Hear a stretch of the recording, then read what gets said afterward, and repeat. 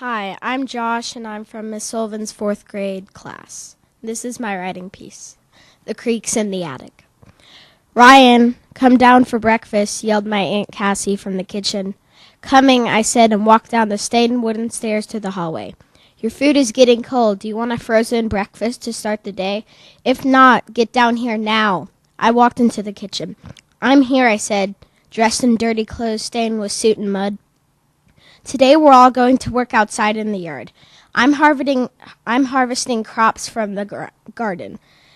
My Uncle Ben motioned me to go to the shed with him. "You know the drill. We are going to cut the wood first.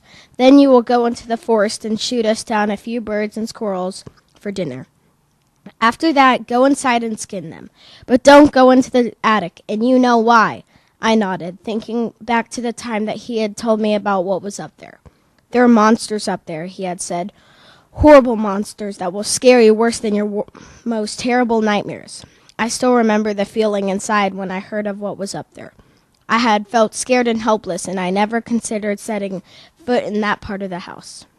After finishing the cutting of the wood and shooting down a few animals with my slingshot, lucky shots of course, I walked inside the old farmhouse and entered the kitchen. I walked up to the wooden table where we laid our hunted animals down to skin. The table was old and looked slightly red in some parts of the wood, and that was because of the blood that was spilled skinning the kills. It's a messy job, and it's not pretty either.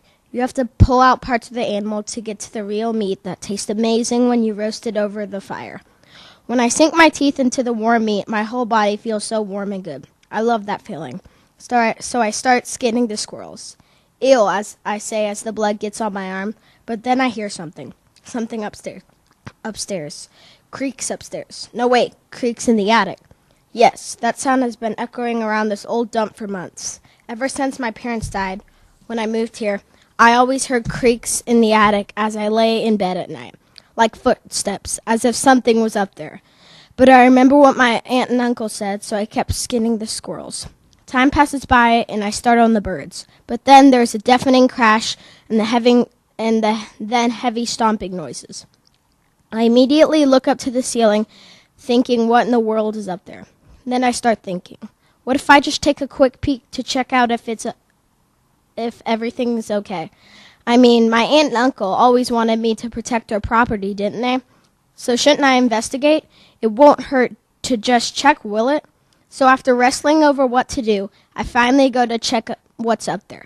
I climb the steps very cautiously, fearing that there is really a monster waiting up there, luring me into a trap. "Come on, Ryan," I say to myself. "Don't chicken out now." And I finally reach the steps to the attic, twisting upward into an unknown room. I put my left foot on the first step, being sure not to make a sound. Then I put my right foot on the next step. Slowly, I climb up the stairs, taking me to the mystery. Maybe the steps lead up to another part of the house. I think to myself. Then I finally reach a sheet white door with no windows. I hear something just behind the door. I reach my hand out to the wooden door handle, and very slowly I turn the knob until I can pull the door open without the annoying sound that I usually hear when I open the door to my room. Then I very, very slowly push the door open. And inside, I see a slave. Is that a little slave boy, I think in my head? That's the thing that's been making all of the racket. I never remember us having a black boy here. The boy's hiding behind an old bookshelf. The boy looked up at me with scared eyes. He is wearing a white shirt caked with dirt and black shorts. He looks about 7 or 8. "Are you here to hurt me?" he says in a scared voice. I walk towards him and kneel down next to him.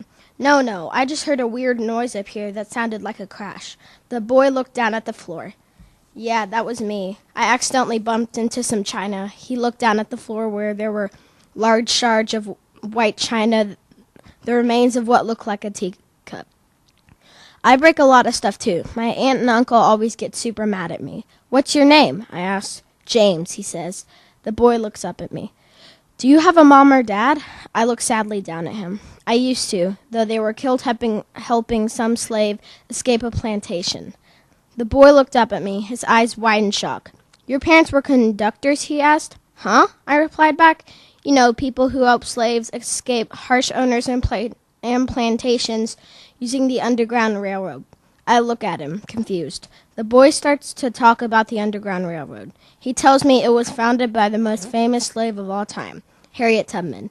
He tells me all about how dangerous it is, but how good the results can be. He also tells me about the North and how the slaves are free there. But conflict is starting between the North and South, he says. People think a war will break out. They're calling it the Civil War. I nod and listen on. The little boy tells me about his life before the plantation and how he and his family lived a happy life. I feel sad inside, thinking how it would feel to be dragged away from your regular life into a place where you are thought of nothing as higher than a servant. Suddenly, I hear someone coming up the stairs. Oh no, I think it's Aunt Cassie. She's calling my name. Ryan, Ryan, I hear her call. Where can I hide? What will she do to me? Ryan, I hear her call. Then the footsteps get louder. She's coming up to the attic. Ryan, if you're in the attic, so help me, but she can't finish her sentence. She just stares at me with wide eyes, and then she sees the slave boy. It all happens so fast. First she shouts for my Uncle Ben, and then he climbs up the stairs. He sees me. I wait for the explosion of anger, but nothing happens.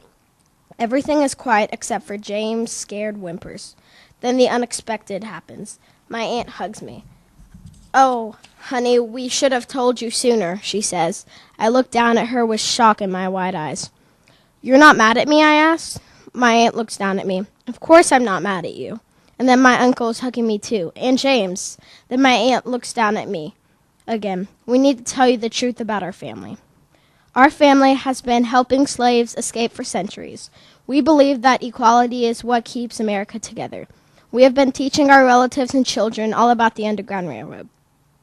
We teach them to help slaves out, and then to teach their children about it all, she said.